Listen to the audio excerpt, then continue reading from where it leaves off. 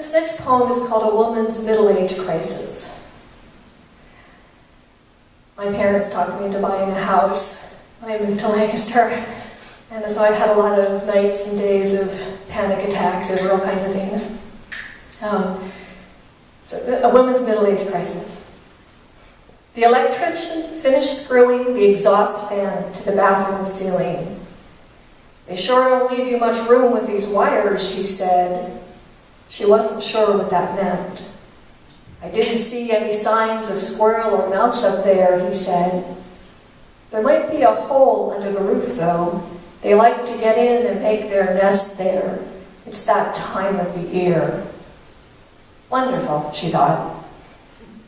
She had been up most of the night listening to scratching and rustling noises coming from the closet with a hot water heater.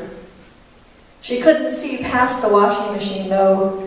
She put a couple of traps and some poisoned bait on the floor in there this morning, but the sounds continued until the electrician showed up. Later, she stared at the holes around the edges of the fan's screen. He had cut a rectangle into the ceiling, though the fan was an oval. The creature's clawing and scrabbling began again. She lived alone. There was no one to call. She sat on the bed with the lights on, listening for the sound of a trap springing. Now I'm going to read some new poems. Excuse me. My allergies are bad. Okay. This first poem is called Nothing. After reading, I read a poem by Gregory Orr, who takes the word nothing and reuses it in completely new ways, and it's a fascinating poem, so I decided to try that myself, because stealing is what we do as poets. So it's called Nothing, after reading Gregory Orr. "What did you mean?" he asks. "Nothing," she says. "It was nothing. Like the nothing of your absence for days. No phone call, no email, the nothing of your silences, like the nothing of the furnace which won't turn on and leaves the house cold in January in the first serious frost of the night. Or the way empty chairs slump around an empty kitchen table while the microwave blinks that nothing is finished cooking and ready to eat. This is the nothing of Sunday mornings, quietly turning in bed to find nothing there. The empty space, like the nothing a star leaves behind when it collapses inward, destroying all the nothing in an entire galaxy that meant nothing to it, but went on doing nothing around it, until the nothing inside the star swelled and swallowed all the nothing, became a ravenous nothing, consuming all nothing that dared to enter its gravitational nothing."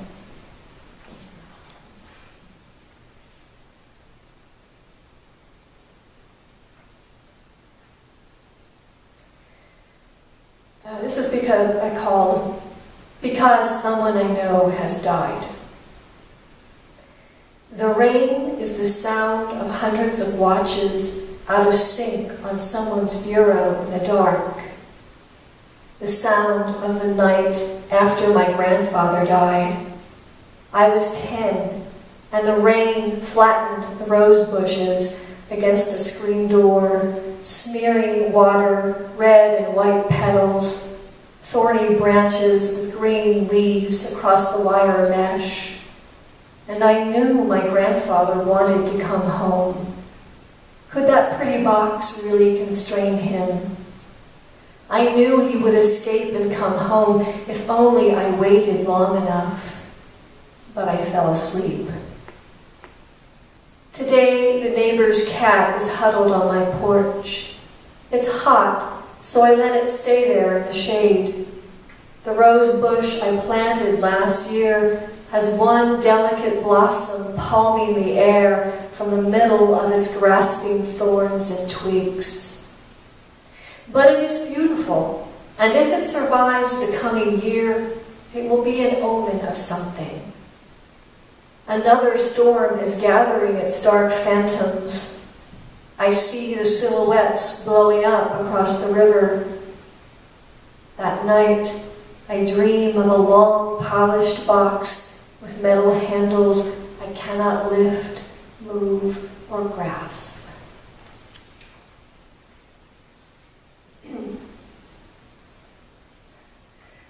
My mother's here in the audience, and because of that, I'm a little bit more nervous than I usually would be.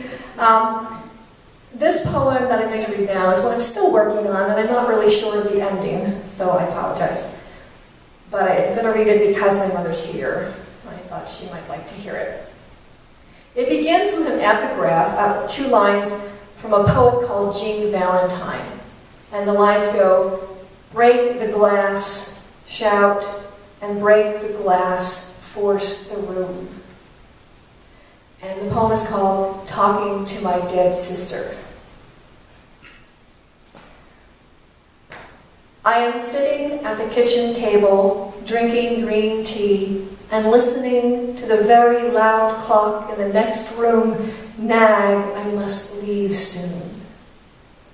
Morning light is only beginning to brighten the corners of each window.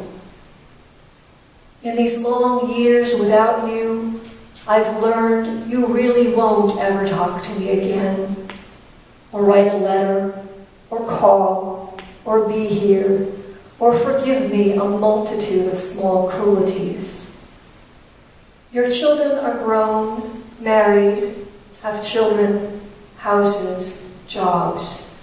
I think they're happy, though your absence gouged a detour they haven't quite GPS'd their way out of yet.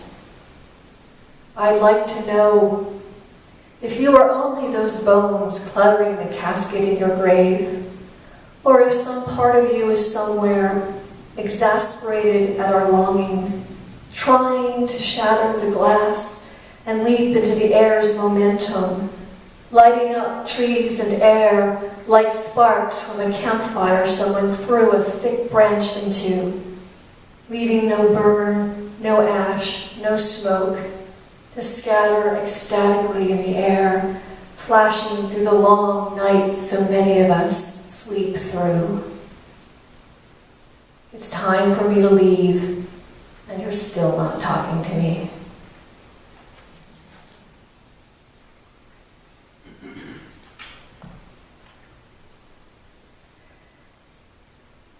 This goes back to a common theme that keeps occurring through the book, too. This is called the miasma of the present.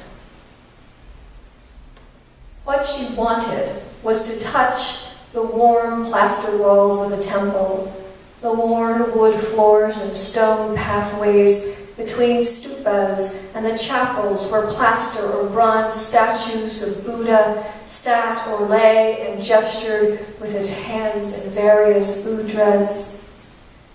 To smell the petrol fumes, dust, and soot-laden air mixed with incense offerings, wood and charcoal fires, and someone's burning trash, the miasma of almost every Asian city she'd visited years ago.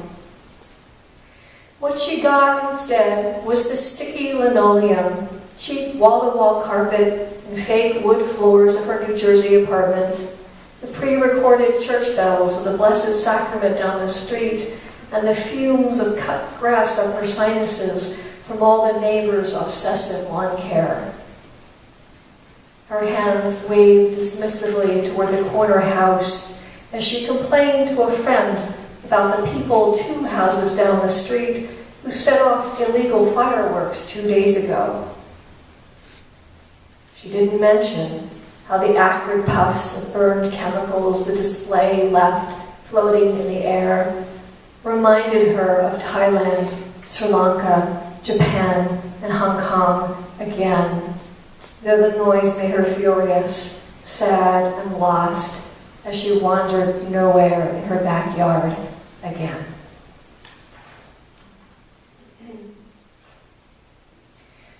This next poem, it's called Sudade, which is, I think I'm pronouncing it right, I can actually not read. But it's a Portuguese word for, quote, a deep emotional state of nostalgic longing for an absent something or someone you love, along with the knowledge that this loved thing or person will never return. And I wrote this after Hurricane Sandy. I was very interested, there may be some of you in here who did this, but we had a few friends who did not evacuate. My parents came all the way out to Lancaster and lived with me for a while, and we were grateful that at least one of those people was still here and could check on our house. But I've always been really interested in why. Why would someone not evacuate when you know the eye is about to pass over your head? Yes, Emily, we know that story. You do? Yeah. No, Ed Gerhardt did not evacuate. Okay. I think we're laughing. I'm not judging. I'm just saying. I was really curious about that. So I wrote a poem about a character who didn't evacuate and why that might be. So this is called Sade. It's in 2 parts. 1. And please tell me if I got details wrong here, because I was lucky enough not to be here. Ready that. Number 1. The waves surged over the bulkhead, crashed against the 2nd floor windows. Small grenades of salt water. The front porch buckled into jagged shards of wooden crossbeams and speared splinters scattered across the street. Water poured through the downstairs windows and doors, but stopped at the entrance to the kitchen, retreated, then poured through again, never quite passing the 2nd step toward the 2nd floor.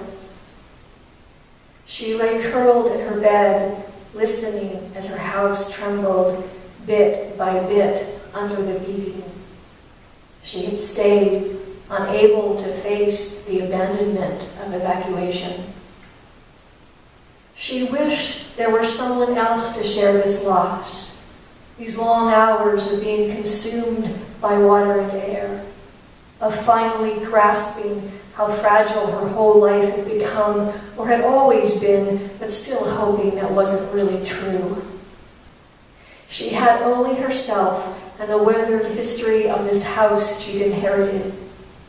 She knew if it kept her safe, the rebuilding afterwards would take more than she could afford. The only insurance she'd ever been able to get was minimal. There would be only government agencies to help, whose aid would be slow and never quite enough. She would have to sell and leave.